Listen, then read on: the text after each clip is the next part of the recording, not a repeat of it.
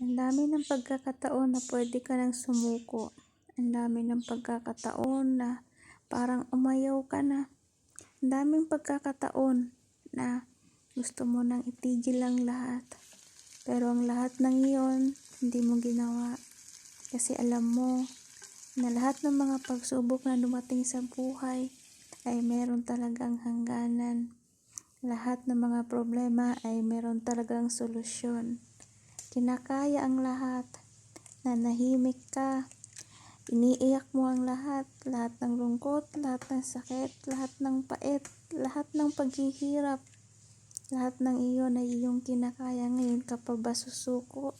Ilang beses ka mang nadapa, bumangon ka ulit.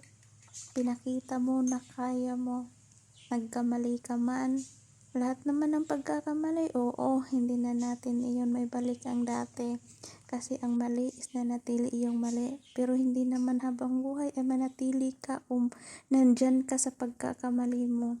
Pwede mo yung itama. Pwede ka gumawa ng tama ulit. Huwag kang susuko. Lahat ng mga problema ay meron iyang hangganan, meron iyang solusyon. Kaya lumaban ka. Ipakita mo na kayang-kaya mo.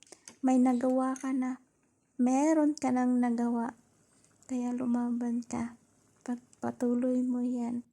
Alam kong kayang-kaya mo yan.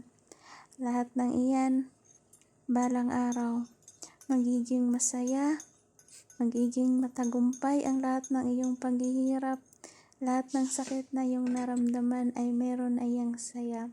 Meron na iyang tuwa. Balang araw, magiging successful ka. Maniwala ka sa iyong sarili at sa Diyos. Kaya laban lang.